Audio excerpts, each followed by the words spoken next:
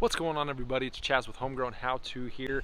In this video we're going to be talking about the importance of watering your lawn after overseeding. Now if you've gone through the time and the money spent to buy some high quality expensive seed and have taken the time to prep your soil, mow your lawn, do all that stuff, get the seed out, now you've got to water that seed properly. You can't just water that grass seed once a day or even just run your typical 2 to 3 day watering cycles a week.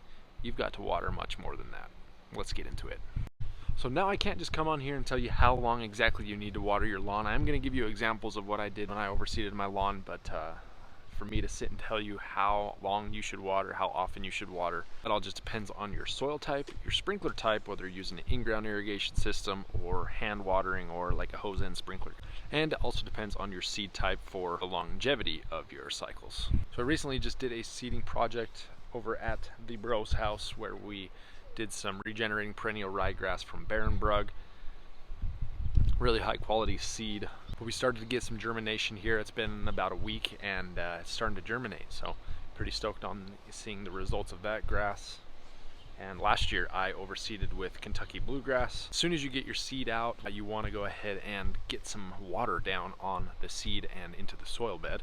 Now it is very important to keep that seed and soil moist. Now, if you have an in-ground irrigation system and you don't have a smart sprinkler controller, you might want to consider looking into one. I use Imalaza and I've had it for a couple years and absolutely love it. But if you're going to be using like a hose and a sprinkler or even spraying certain spots by hand, let's check this thing out.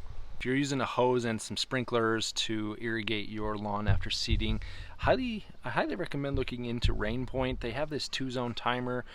You can use the app and set custom schedules for this thing, and it also has a rain skip function to accommodate for any rainfall you may get. So this RainPoint system is definitely a great option. Attached to my RainPoint, I've got 2 Umatic hoses. I've got their black and red non-kink hose, and then I've also got the 75-foot orange hose here. This thing is freaking sweet. I just got this one and it's like made of a different material. It's really lightweight and also non-kinking. And then I've also snagged me a couple quick connects here, which you can easily just pull this down and connect your sprinkler or your sprayer. The sprayer actually came with this hose as well, which is actually really ergonomic, easy to use with the push of a thumb here, and it has a bunch of different spray modes as well. Well, let's hook up this sprinkler and let's go water the lawn. The sprinkler is actually a Umatic sprinkler as well. It's really cool. I'll kind of show you the pattern that it sprays, and it actually sprays pretty well. Like I said, you can set different schedules for those. And then you've got the smart hub inside that you can see exactly how much water you're outputting and keep track of it that way as well. And it can also tell you that information within the app that's associated with it. Like I said, it is a smart irrigation controller. You can see I've got the Umatic sprinkler running through the hose, and this thing is like covering pretty much like a third of my yard. My yard is super long, not very wide, but it is covering from garden bed to concrete over here. Guys, I will drop links to the RainPoint system, the hoses, and the sprinklers down in the description below. I also have a Umatic impact sprinkler. I don't have it here with me right now. I'm letting my father-in-law use that.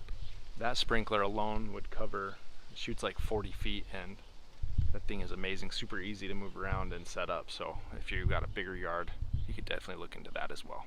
But let's get into what I did when I overseeded my lawn last year and what I did for my watering cycles. So right off the bat, I started with 3 cycles per day.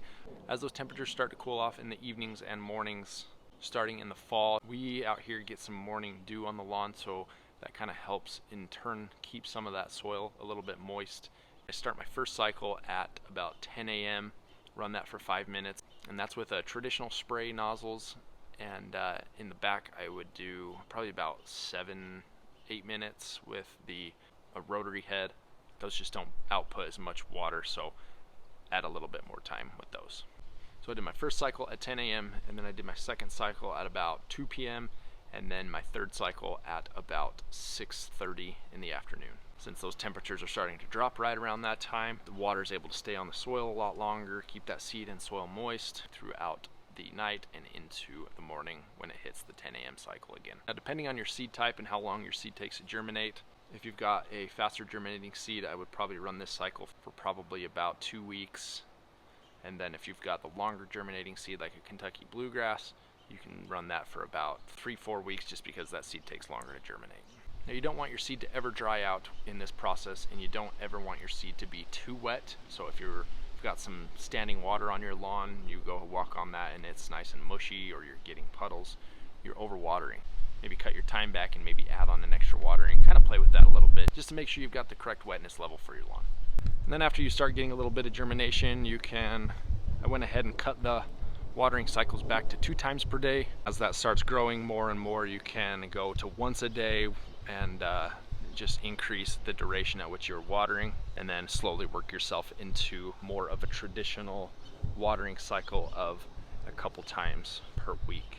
And as you start cutting those watering cycles back a little bit, make sure to watch that seed. Kind of find one of those bare spots where the seed is starting to germinate. You've got more seed in that area. Just watch that grass. Make sure it's not starting to dry out. You can tell when grass needs water because it starts turning a little bit of a haziness color. So be sure to watch for that. And if any grass starts getting that, just add in an extra cycle or go supplement with some hand watering or something in those drier areas. One big thing, if you've got an in-ground irrigation system, you want to make sure your sprinklers are dialed in. That is a big reason why some people get some bare spots anyways, is not having their sprinklers dialed in. You want to make sure you're getting head-to-head coverage from sprinkler to sprinkler and able to get that lawn nice and wet when you're irrigating. All right, y'all, so that about does it for this video. Let's go ahead and get this hose put away, and we'll see you in the next video. Now be sure to check out all the links down in the description below. If you found this video helpful and you're not subscribed to the channel, be sure to do so. Appreciate y'all watching. Y'all have a good day.